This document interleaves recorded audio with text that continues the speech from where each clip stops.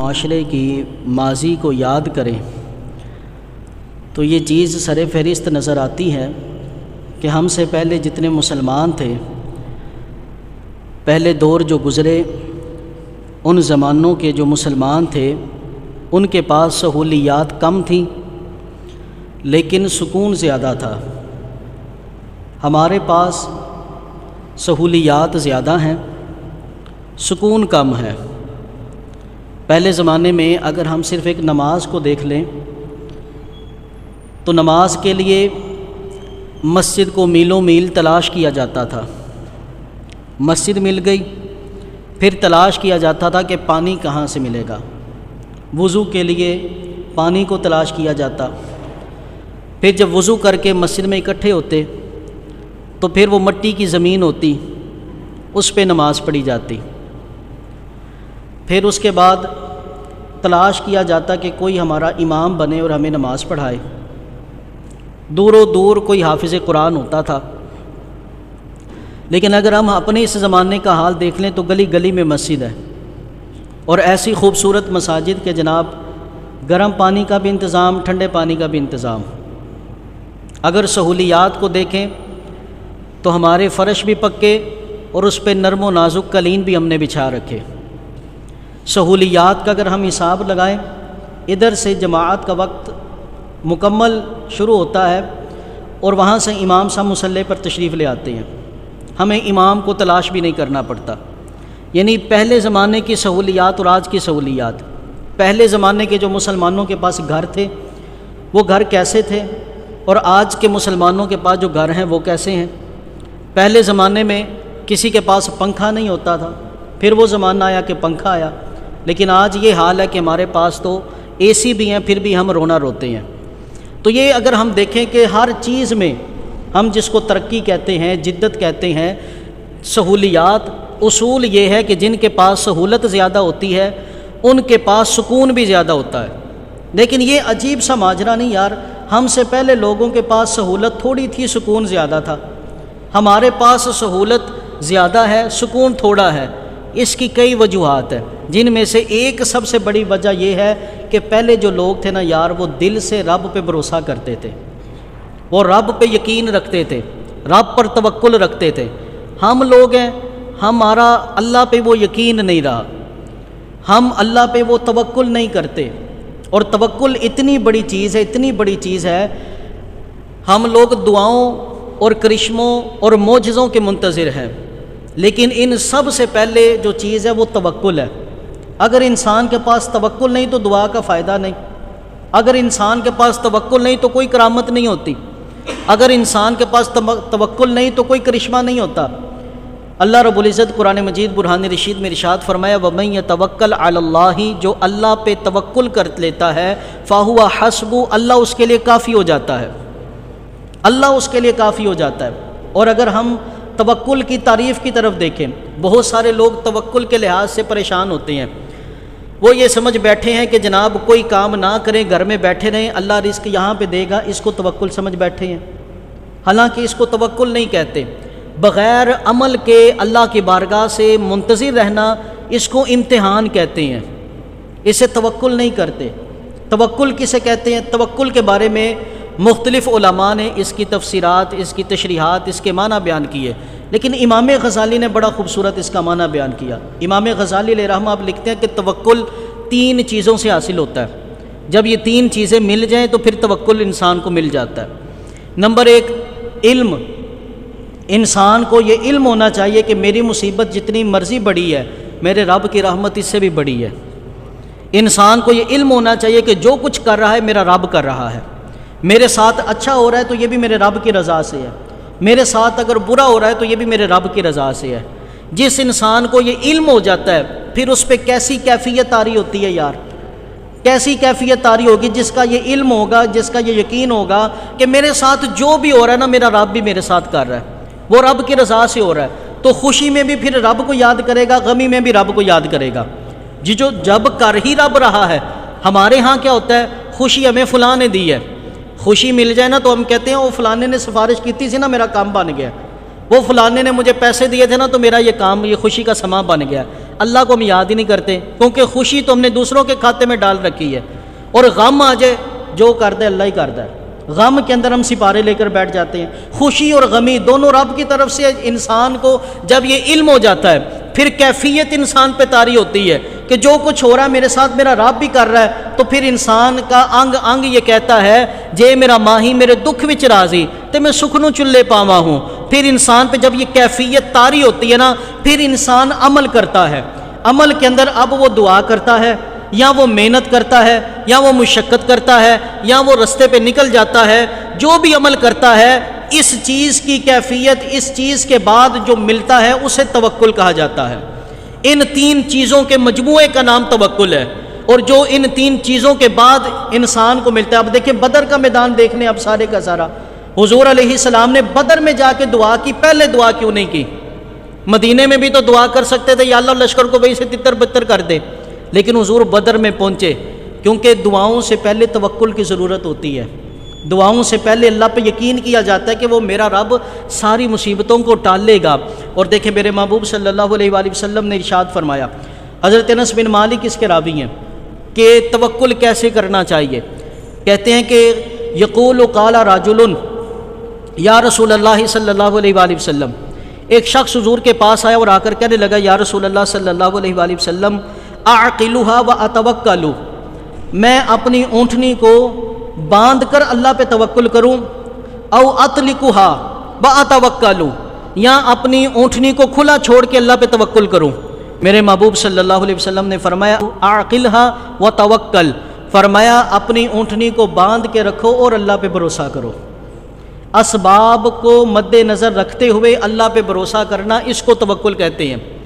اسباب کو ختم کر کے اللہ پہ بھروسہ کرنا اسے توکل نہیں کہتے۔ یہ نہیں کہ انسان اب کچھ بھی نہ کرے اور یہ کہ دوائی بھی نہ لے اور یہ کہ یا اللہ تو ہی میری تکلیفوں کو دور کر دے۔ اللہ نے ایک رستہ جو دکھایا اس رستے پہ چلو تو صحیح، چل کر اللہ پہ یقین کرو کہ رب ذوالجلال میری تکلیف کو دور کرے گا، اس کو توکل کہتے ہیں، اس کو یقین کہتے ہیں۔ اسی طرح میرے محبوب صلی اللہ علیہ وسلم نے ارشاد فرمایا، حضرت عمر بن خطاب رضی اللہ تعالیٰ عنہ اس کے راوی ہیں، آقا دو عالم صلی اللہ علیہ وسلم نے ارشاد فرمایا لو انکم کنتم توکلون علی اللہ حق توکلہ، فرمایا اگر میری امت، اگر تم لوگ اللہ پر ویسے توکل کرو، ویسے بھروسہ کرو، ویسے یقین کرو جیسا اللہ کی شان کے لائق ہے، جیسا کہ رب ذوالجلال کی بارگاہ میں اللہ کے ساتھ توکل کا رشتہ ہونا چاہیے، جو اس حق کے ساتھ اللہ پہ بھروسہ کرتا ہے نا، فرمایا لرزقتم کما ترزق الطیر، فرمایا اللہ ویسے رزق عطا فرماتا ہے جیسے پرندوں کو عطا فرماتا ہے، جیسے پرندوں کو جو اللہ پہ بھروسہ کرتا ہے جیسا کہ اس کی شان کے لائق ہے، تو اللہ ویسے رزق عطا فرماتا ہے جیسے پرندوں کو عطا فرماتا ہے۔ کیسے عطا فرماتا ہے؟ فرمایا تغدو خماسن، جب پرندے صبح کے وقت اپنے گھر سے نکلتے ہیں تو پیٹ ان کے خالی ہوتے ہیں، وَتَرُوحُ بِطَانًا، اور جب وہ شام کو پلٹ کر آتے ہیں تو ان کے پیٹ رزق سے بھرے ہوئے ہوتے ہیں۔ فرمایا جو اللہ پہ بھروسہ کرتا ہے اللہ ایسے رزق دیتا ہے جیسے پرندوں کو، کہ وہ نکلتے ہیں تو اللہ کریم ان کو رزق سے مالا مال کر دیتا ہے۔ لیکن افسوس یہ کہ ہمارا توکل اللہ پہ کیسے ہوگا؟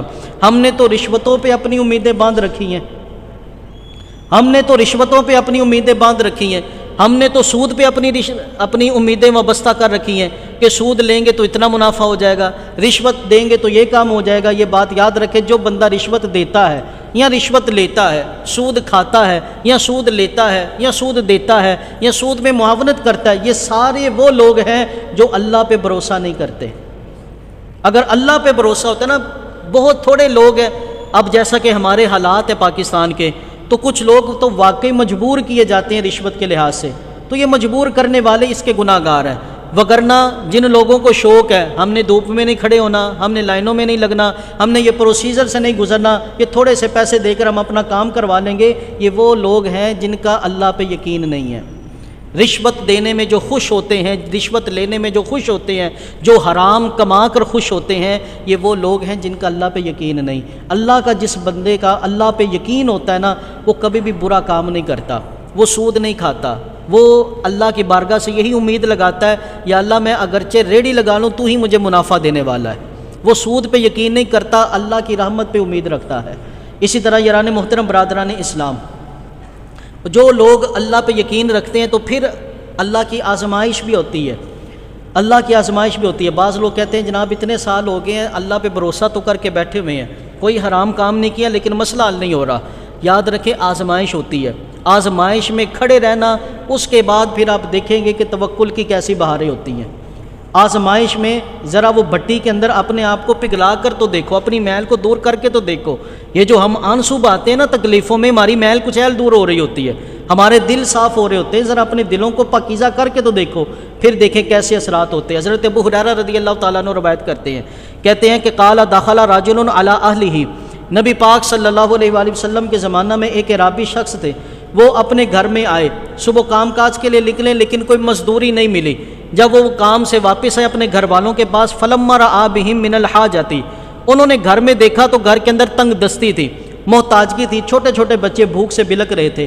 اب وہ صحابی نے کیا کیا، خرج الی البریۃ، صبح سے محنت کر کر کے تو تھک گیا۔ اب انہوں نے کیا کیا، وہ جنگل کی طرف نکل گئے، جنگل کی طرف نکل گئے کہ اب چھوٹے بچوں کو شکلیں بھی نہیں دیکھی جا رہی، تو تنہائی میں جا کر رب سے ہی مانگتا ہوں۔ جب وہ محنت کر کر کے تھک گئے، پھر انہوں نے مصلی بچھایا، جنگل کی طرف نکل پڑے۔ ہم لوگ کیا کرتے ہیں، ہم محنت نہیں کرتے، پہلے مصلی بچھا لیتے ہیں۔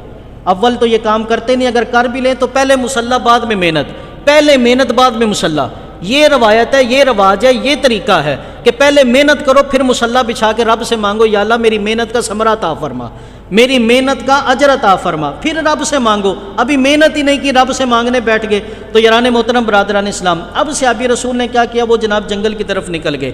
فلما رأت ذلک امرأتہ، ان کی بیوی نے جب دیکھا نا کہ شوہر دروازے پہ آیا اور یہیں سے واپس چلا گیا، بیوی نے یہ سمجھا کہ پتہ نہیں میرا شوہر اب کوئی راشن لینے کے لیے گیا ہے۔ اس بیوی نے کیا کیا، قامت الی الرحا، وہ چکی کے پاس آئی، فوضعتھا، اس نے چکی کو صاف ستھرا کیا، چکی کو آٹا پیسنے کے قابل کیا۔ وإلی التنور فسجرتہ، اور اس نے تندور کو دھویا، اچھی طرح صاف کیا، اس کو صاف ستھرا کیا کہ روٹیاں اس میں لگائیں گے۔ ثم قالت اللہم ارزقنا، محنت کرو پھر رب سے مانگو۔ اب اس نے چکی کو بھی صاف کیا، تندور کو بھی صاف کیا، اب وہ ہاتھ اٹھا کر بیٹھ گئی، کہنے لگی اللہم ارزقنا، اے اللہ تو ہی ہمیں رزق عطا فرما، تو ہی ہمیں رزق عطا فرما۔ اب یہ دعا کرنے کی دیر تھی، فنظرت، اس نے دیکھا، فاذا الجفنۃ قد امتلأت، کہ چکی جو ہے نا وہ آٹے سے بھر گئی ہے، چکی آٹے سے بھر گئی ہے۔ جب آٹے سے بھری ہوئی اس نے چکی دیکھی تو وذهبت الی التنور، وہ تندور کے پاس آئی، تندور کے پاس آ کر اس نے دیکھا، فوجدتہ ممتلئا، کہ تندور روٹیوں سے بھرا ہوا ہے، تندور روٹیوں سے بھرا ہے، چکی آٹے سے بھری پڑی ہے۔ اب وہ صحابیہ یہ سارا ماجرا دیکھ کر بڑا حیران کن حالات سے گزر رہی تھی۔ اتنے میں فرجع الزوج، شوہر واپس پلٹ کر آیا۔ جب صحابی واپس آئے تو کہنے لگے اصبتم بعدی شیئا، میرے بعد کوئی آیا تھا رزق لے کر، میرے بعد کوئی آیا تھا اناج لے کر؟ صحابیہ کہنے لگی آیا تو کوئی نہیں، لیکن ہاں نعم من ربنا، یہ اناج ہمارے رب کی طرف سے آیا ہے، یہ کسی بندے کی طرف سے نہیں آیا، ہمارے رب کی طرف سے آیا ہے۔ جو محنت کرتے ہیں پھر رب سے اجر مانگتے ہیں، رب پہ یقین رکھتے ہیں اجر کے معاملے میں، پھر رب کیسے اجر دیتا ہے؟ کہاں یہ ہمارے رب کی طرف سے یہ سب کچھ مل رہا ہے۔ اتنے میں وہ صحابی کیا کرتے ہیں، وہ صحابی رسول صلی اللہ علیہ وآلہ وسلم اس چکی کے پاس آئے، اس چکی کو اٹھا کر دیکھا۔ بعض دفعہ نا جستجو میں نہیں پڑنا چاہیے، بعض دفعہ جو اللہ کی رحمتیں مل رہی ہوتی ہیں نا، بس اس کو سمیٹنے میں وقت نکالنا چاہیے۔ ہم جستجو میں پڑ جاتے ہیں کہ یہ آ کتھوں رہا ہے۔ وہ صحابی رسول صلی اللہ علیہ وسلم نے چکی اٹھائی، وہ دیکھنے لگے کہ یہ آٹا نکل کہاں سے رہا ہے۔ جب وہ چکی اٹھا کر دیکھی، اب وہ چکی سے آٹا نکلنا تو بند ہو گیا۔ اب یہ صحابی رسول صلی اللہ علیہ وآلہ وسلم نے کیا کیا، فذکر ذلک للنبی صلی اللہ علیہ وآلہ وسلم، یہ صحابی رسول نہ حضور کے پاس تشریف لے کر آئے، حضور علیہ الصلوۃ والسلام کے پاس آئے اور آقا کریم علیہ السلام کی بارگاہ میں عرض کرنے لگے، یا رسول اللہ میرے ساتھ یہ سارا معاملہ ہوا، میں نے چکی اٹھا کر ایسے دیکھ لی۔ میرے محبوب نے ارشاد فرمایا، اما انہ لو لم یرفعها لم تزل تدور الی یوم القیامہ، فرمایا اے میرے صحابی اگر تو وہ چکی اٹھا کر نہ دیکھتا تو قیامت آ جاتی، اس چکی سے آٹا ختم نہ ہوتا، اس چکی سے آٹا ختم نہ ہوتا۔ جو اللہ پہ یقین رکھتے ہوئے اللہ سے اجر طلب کرتے ہیں، اللہ سے محنت طلب کرتے ہیں، تو پھر ان پر انعام کیسا ہوتا ہے؟ کہا قیامت آ جاتی لیکن تیری چکی سے آٹا ختم نہ ہوتا۔ لیکن میرے محبوب نے دیکھو پھر امت کو تعلیم بھی کیسی دی، اب یہ نہیں کہ یہ واقعہ سن کے سارے لوگ گھروں میں جا کر بیٹھ کے اور دعائیں کرنا شروع کر دیں، یا اللہ اتھے ہی رزق عطا فرما. نہیں، میرے محبوب نے کیا ارشاد فرمایا؟ حضرت ابو ہریرہ کہتے ہیں شہدت النبی صلی اللہ علیہ وآلہ وسلم، میں نا جب یہ صحابی نے واقعہ بیان کیا نا تو حضرت ابو ہریرہ کہتے ہیں میں اس وقت رسول پاک کے پاس بیٹھا ہوا تھا، میں موجود تھا، میں حاضر تھا. وَهُوَ يَقُولُ، جب حضور نے یہ واقعہ سنا تو آقا کریم علیہ السلام نے ارشاد فرمایا واللہ، اللہ کی قسم، لَأَن يَأْتِيَ أَحَدُكُمْ صَيْرًا، فرمایا اگر تم میں سے کوئی بندہ پہاڑوں پہ جائے اور وہاں سے لکڑیاں کاٹے، ثُمَّ يَحْمِلَهَا، پھر اس کو اپنے کندھے پہ لادے، يَبِيعَهُ، پھر اس کو بازار میں لا کر بیچ دے، فَيَسْتَعِفِّفَ مِنْهُ خَيْرٌ لَهُ مِنْ أَنْ يَأْتِيَ رَجُلًا يَسْأَلَهُ، فرمایا کہ یہ اس بندے سے بہتر ہے جو بندہ مانگتا ہے، جو سوال کرنے والا ہے اس سے بہتر ہے کہ تم پہاڑوں پہ چلے جاؤ، لکڑیاں کاٹ کے بازار میں بیچ کر اللہ کی بارگاہ سے رزق طلب کرو. فرمایا یہ بہتر ہے، یہ نہیں کہ بس بندہ مصلی بچھا کر بیٹھ جائے تو بھئی یہیں پہ ملے گا، کچھ کمانا نہیں، کچھ کام کرنا نہیں، محنت کرنی نہیں، مزدوری کرنی نہیں، یا اللہ میرے حالات بدل دے، اور پھر گلے شکوے بھی کرنے کہ اللہ ہمارے حالات نہیں بدلتا. فرمایا ایسے نہیں ہوتا. جو بندہ محنت کرتا ہے، مشقت کرتا ہے، پھر رب سے جب محنت وہ طلب کرتا ہے، پھر وہ اپنی شیان شان اجر عطا فرماتا ہے، اپنی شیان شان رزق عطا فرماتا ہے. امام غزالی علیہ رحمہ نے اپنی احیاء العلوم کے اندر یہ واقعہ ذکر کیا کہ ایک عابد تھا، عبادت گزار. انہوں نے کیا کیا، وہ جنگل کی طرف نکل گئے، جنگل میں جا کر مصلی بچھا لیا اور اللہ کی بارگاہ سے مانگنے لگے کہ یا اللہ مجھے عطا فرما، مجھے عطا فرما، میں نے ادھر ہی رزق لینا ہے، میں نے کوئی کام نہیں کرنا. اب 1 دن 2 دن 3 دن 4 دن کوئی جواب نہیں آ رہا، کوئی رزق نہیں آ رہا. وہ عابد دعا کرتے جا رہے ہیں. اب فاقوں سے یہ حالت ہو گئی کہ بس روح نکلنے والی ہے، اتنی کمزوری ہو گئی. غیب سے آواز آئی کہ اے میرے بندے، جا شہر میں، تیرا رزق تیرا انتظار کر رہا ہے. وہ لڑکھڑاتے ہوئے، بے ہوش ہوتے ہوئے جناب وہ شہر کے بازار میں آئے. ایک بندے نے استقبال کیا، وہ کہنے لگے حضور میں آپ کا انتظار کر رہا تھا، آپ کدھر چلے گئے تھے؟ اس نے دسترخوان بچھایا، کھانا پانی سب کچھ آ گیا، کھانا کھایا، پانی پیا تو رب کی طرف، قدرت کی طرف دیکھنے لگے وہ اللہ کے ولی. وہ عابد دل ہی دل میں اللہ سے مخاطب ہونے لگا، یا اللہ جنگل میں رزق کیوں نہیں دیا، یہ شہر میں مجھے رزق کیوں ملا، جنگل میں بھی تو دے سکتا تھا. تو غیب سے آواز آئی، اے میرے بندے، اللہ یہ پسند نہیں کرتا کہ وہ اپنے ہاتھ سے رزق دے، اللہ یہ پسند نہیں کرتا کہ وہ اپنے دستے قدرت سے کسی کو رزق دے. اللہ یہ پسند کرتا ہے کوئی بندہ دوسرے بندے کو رزق دے. اللہ نے رزق بندوں سے جوڑا ہوا ہے، اللہ نے رزق اسباب سے جوڑا ہوا ہے. کوئی اللہ کی بارگاہ میں سبب اختیار کر کے اللہ پہ بھروسہ کرے کہ وہ میری مشکل حل کرے گا، وہ مجھے رزق عطا فرمائے گا، اس کو توکل کہتے ہیں. حضرت ابراہیم بن ادہم رحمۃ اللہ تعالیٰ علیہ ایک اللہ کے بہت بڑے ولی گزرے ہیں. یہ اپنے زمانے میں بادشاہ ہوتے تھے، بعد میں یہ پھر صوفی بن گئے. ایک دفعہ مکہ المکرمہ میں حضرت ابراہیم بن ادہم اور حضرت شقیق بلخی، یہ بھی ایک اللہ کے ولی گزرے ہیں. ان دونوں کی ملاقات مکہ المکرمہ میں ہوئی. حضرت ابراہیم بن ادہم رحمۃ اللہ تعالیٰ علیہ آپ پوچھنے لگے، اے شقیق بلخی مجھے یہ تو بتا، تیری توبہ کا سبب کیا بنا؟ حضرت شقیق بلخی کہتے ہیں کہ میں ایک دنیا دار بندہ تھا، جو دنیا میں گم تھا، لیکن کہتے میں ایک سفر پہ نکلا، جنگل سے میرا گزر ہو رہا تھا. میں نے جنگل میں ایک پرندہ دیکھا، اس کے پر ٹوٹے ہوئے ہیں، بیمار ہے، لاغر ہے، چل پھر نہیں سکتا. حضرت شقیق بلخی کہتے ہیں میں وہاں پہ کھڑا ہو گیا، میرے ذہن میں وہ ساری آیتیں آنے لگیں کہ اللہ نے رزق کا وعدہ کیا ہوا ہے، تو جہاں پہ مجھ سے وعدہ کیا ہے تو اللہ نے اس پرندے سے بھی تو وعدہ کیا ہوا ہے. حضرت شقیق بلخی کہتے ہیں میں کھڑا ہو گیا دیکھنے کے لیے کہ اس پرندے کو رزق کون دیتا ہے، کون اس تک رزق کو پہنچاتا ہے. کہتے ہیں کھڑا رہا، کچھ دیر کے بعد دیکھا کیا کہ ایک پرندہ اڑتا ہوا آیا، اس کے منہ میں اناج تھا، اس نے اس پرندے کے منہ میں ڈال دیا، اناج ڈال کے وہ چلا گیا. حضرت شقیق بلخی کہتے ہیں میں یہ دیکھ کر اش کر اٹھا، میں نے ساری دنیا چھوڑ دی اور اللہ کی راہ میں نکل گیا کہ جو رب ایک بیمار پرندے کو رزق دے سکتا ہے تو کیا وہ مجھے بغیر محنت کے رزق نہیں دے سکتا؟ کیا وہ مجھے مصلی پہ رزق نہیں دے سکتا؟ حضرت شقیق بلخی کہتے ہیں میں نہ یہ سوچ کے میں اللہ کی راہ میں نکل گیا، میں نے ساری دنیا کو ترک کر دیا۔ حضرت ابراہیم بن ادہم رحمۃ اللہ تعالیٰ علیہ، یہ ایک بڑے صوفی، اور یہ وہ ابراہیم بن ادہم ہیں یار کہ امام اعظم ابو حنیفہ جیسی شخصیت ابراہیم بن ادہم کے جب موتی سنا کرتے تھے نا تو بے ہوش ہو جایا کرتے تھے، اتنی حکمت بھری باتیں یہ کیا کرتے تھے۔ حضرت ابراہیم بن ادہم نے سنا تو آپ جوش میں آئے، آپ نے فرمایا شقیق بلخی تو نے اس پرندے کی طرح بننا کیوں پسند کیا جس کو کوئی آ کے کھلا رہا ہے؟ تو اس پرندے کی طرح کیوں نہیں بنا جو دوسروں کو کھلا رہا ہے؟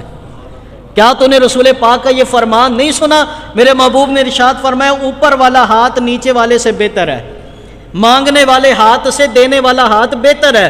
تو فرمایا شقیق بلخی کیا ہی اچھا ہوتا کہ تو دنیا کو بھی ساتھ رکھتا، دین کو بھی ساتھ رکھتا، کیا ہی اچھا ہوتا کہ تو کماتا، محنت کرتا، تجھے صلاحیت ملی، جوانی ملی، تو کما کر خود بھی کھاتا اور اللہ کی مخلوق کو بھی کھلاتا۔ تو یاران محترم برادران اسلام، یہ توکل کا معنی ہے کہ محنت کے اوپر، اسباب کے اوپر اللہ کی بارگاہ سے مدد طلب کرنا، اسے کہتے ہیں۔ اسی طرح نبی پاک صلی اللہ علیہ وآلہ وسلم نے، حضرت عبداللہ ابن عباس رضی اللہ تعالیٰ عنہ روایت کرتے کہتے ہیں اریدت علی الامم، نبی پاک صلی اللہ علیہ وسلم نے فرمایا اللہ نے نا مجھے ساری امتیں دکھائیں، میں نے ساری امتوں کو ملاحظہ کیا۔ فآخذ النبی یمر معہ الامہ، فرمایا میں نے ایسے نبی بھی دیکھے جن کے ساتھ ایک گروہ تھا امت کا۔ والنبی یمر معہ الخمسہ، فرمایا میں نے ایسے نبی بھی دیکھے جن کے ساتھ صرف 5 امتی تھے۔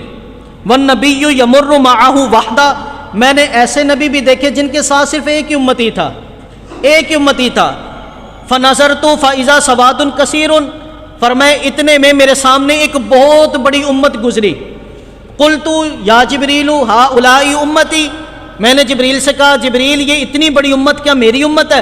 جبریل امین نے کہا لا یا رسول اللہ یہ آپ کی امت نہیں ہے، ولکن انظر الی الافق، یا رسول اللہ آپ زمین کی طرف نہیں، آپ آسمانوں کی طرف دیکھیں، آپ آسمانوں کی طرف دیکھیں۔ نبی پاک صلی اللہ علیہ وسلم نے فرمایا جب میں نے آسمانوں کی طرف دیکھا میں نے ایک بہت بڑی امت دیکھی، آسمان بھرا پڑا دیکھا۔ جبریل امین کہنے لگے یا رسول اللہ ہؤلاء امتک، یا رسول اللہ یہ آپ کی امت ہے۔ وہ اللہ نے قرآن میں فرمایا نا انا اعطیناک الکوثر، اے محبوب ہم نے آپ کو ہر نعمت کی کثرت عطا فرمائی ہے، تو اللہ نے اپنے محبوب کو ساری امتوں سے بڑی امت عطا فرمائی ہے۔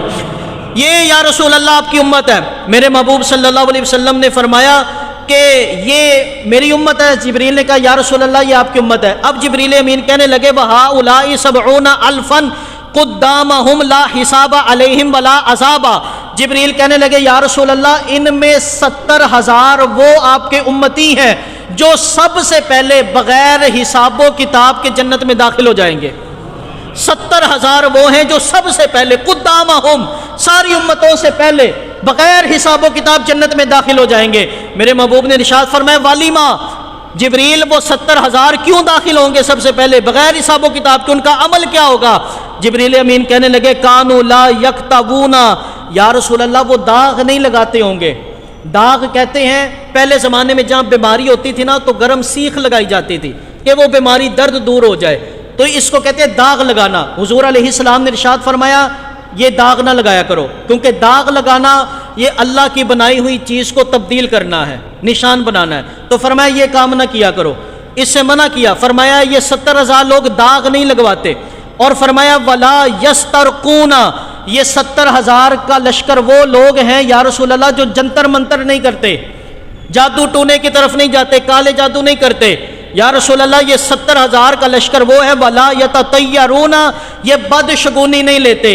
یہ 70,000 یہ نہیں کہتے تھے کہ سفر میں شادی نہیں کرنی چاہیے کیونکہ نحوست ہوتی ہے۔ یہ 70,000 لوگ یہ بدشگونی نہیں لیتے۔ یہ 70,000 یہ نہیں کہتے کہ بھائی کالی بلی گزر جائے تو رستہ کاٹ جائے تو بھائی مسئلہ خراب ہو جاتا ہے۔ یہ 70,000 یہ نہیں کہتے تھے کہ یہ بھائی کینچی خالی چلانے سے لڑائی ہوتی ہے۔ یہ 70,000 یہ نہیں کہتے تھے وہ سویرے ادا منہ ویکھ لیا سی نا تے اس لیے پیڑا کم ہو گیا۔ یہ 70,000 یہ نہیں کہتے تھے یا رسول اللہ یہ بدشگونی نہیں لیتے تھے۔ یہ 70,000 اس وجہ سے وعلی ربہم یتوکلون، یہ کسی پہ بھروسہ نہیں کرتے تھے، بس اپنے رب پہ بھروسہ کرتے تھے۔ یہ کالی بلی پہ بھروسہ نہیں کرتے تھے، یہ کینچیوں پہ بھروسہ نہیں کرتے تھے، یہ جناب دو بیٹیوں کی اکٹھی شادی کر دیں، ایک وسدی ایک نہیں وسدی، اس پہ بھروسہ نہیں کرتے تھے۔ وَعَلَىٰ رَبِّهِمْ يَتَوَكَّلُونَ، یہ اپنے رب پہ بھروسہ کرتے تھے، اپنے رب پہ بھروسہ کرتے تھے۔ اتنے میں نا حضرت عکاشہ بیٹھے تھے یار، صحابہ میں نا حضرت عکاشہ بیٹھے ہوئے، حضرت عکاشہ کھڑے ہوئے کہنے لگے ادعو اللہ ان یجعلنی منہم، حضرت عکاشہ کہنے لگے یا رسول اللہ دعا کریں اللہ مجھے ان 70,000 میں داخل فرما دے۔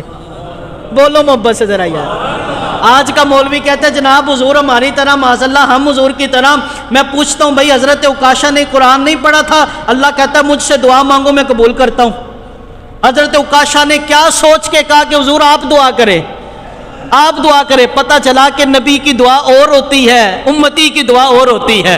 حضرت عکاشہ کہنے لگے یا رسول اللہ میرے لیے دعا کریں، اور پھر بات آگے گزر جائے گی۔ یاران محترم برادران اسلام، اس بندے کو کہا جاتا ہے اب کوئی آپ میں سے اٹھ کر مجھے یہ کہ یار مجھے اس لشکر میں داخل کر دے، تو میں کہوں گا یار میرے پاس تو یہ اتھارٹی کوئی نہیں، میرے پاس تو یہ اتھارٹی نہیں ہے، یہ اتھارٹی یا رب کے پاس ہے یا رب کے رسول کے پاس ہے۔ ہم تو بس دعا کر سکتے ہیں کہ یار اللہ تجھے اس میں شامل کر دے، ہم ضمانت گارنٹی نہیں دے سکتے۔ لیکن میرے محبوب صلی اللہ علیہ وآلہ وسلم نے یہ نہیں کہا کہ یا اللہ تو چاہتا ہے تو اسے بھی، نہ، میرے محبوب نے ہاتھ اٹھائے اللہ کی بارگاہ میں عرض کیا اللہم اجعلہ منہم، یا اللہ ان 70,000 میں میرا غلام بھی شامل کر، میرا غلام بھی ان میں شامل کر۔ جب دعا کر لی نا ثم قام الیہ رجل، ایک اور سے ابھی کھڑے ہو گئے، ایک اور سے ابھی کھڑے ہو کر کہنے لگے ادعو اللہ ان یجعلنی منہم، یا رسول اللہ مجھے بھی شامل کروا دیں۔ میرے محبوب نے فرمایا عکاشہ تجھ سے سبقت لے گیا۔ عکاشہ نے پہلے دعا کے لیے کہہ دیا، لیکن در وہ در ہے، سرکار کا در ہے، در شاہاں تو نہیں جو مانگ لیا اور بھی کچھ مانگ۔ فرمایا تجھے بھی خالی نہیں جانے دیتے۔ اللہ کے محبوب نے ہاتھ اٹھائے، کہا میرے اللہ اس غلام کو بھی شامل فرما دے، اس غلام کو کیوں کہوں یہ عطا وہ عطا چاہیے، ان کو معلوم ہے ہم کو کیا چاہیے، بلکہ جولی میری میرے سرکار نے مسکرا کر کہا اور کیا چاہیے۔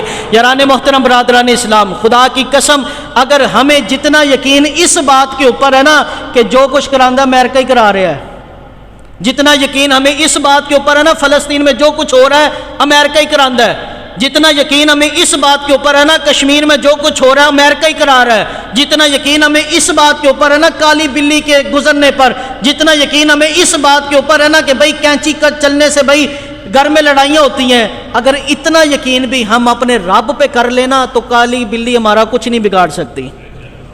اتنا بھروسہ بھی ہم اپنے رب پہ کر لینا تو امریکہ ہمارا کچھ نہیں کر سکتا۔ ہمارے پاس بس اللہ کا توکل چلا گیا ہے، ہمیں رب پہ یقین رکھنا چاہیے، امید رکھنی چاہیے۔ اللہ ہم سب کو عمل کی توفیق دے۔